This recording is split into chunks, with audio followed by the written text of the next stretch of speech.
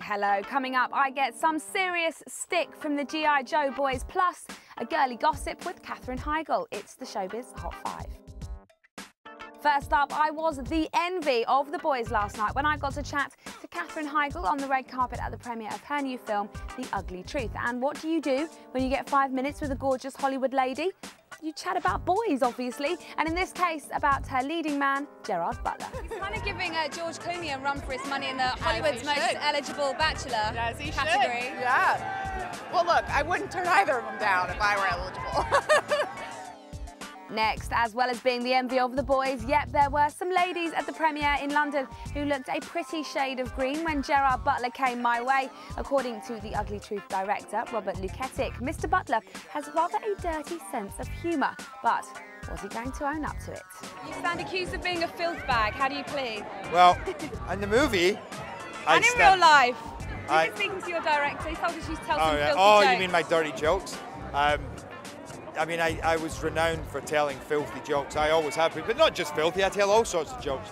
But I definitely get very involved in them, and a lot of them are pretty ballsy.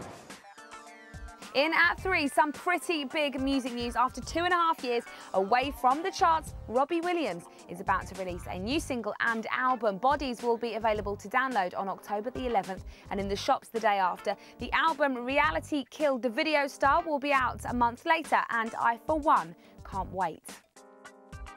In at number 2, they went from 3 up to 4, but the American Idol panel is going back down again. After weeks of rumours, Paula Abdul has confirmed she won't be back with Simon Cowell and co. for the 9th season of TV's biggest talent search. The singer and dancer said she'd missed the show and thanked her fans for all their support.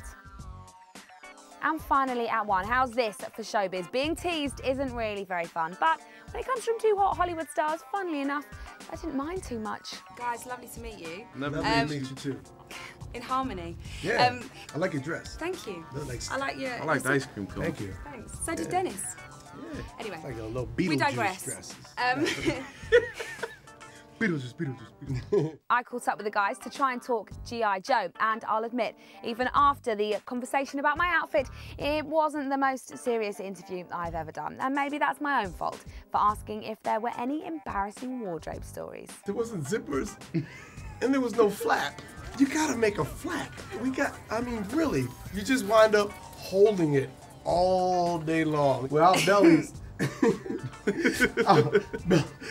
guts are just like this because we just holding it in. You need to write that in the contract for the sequel. Oh no, there won't be any acceleration. No, they can one CGI for one and one for two. The armor on me because I'm not doing it like that.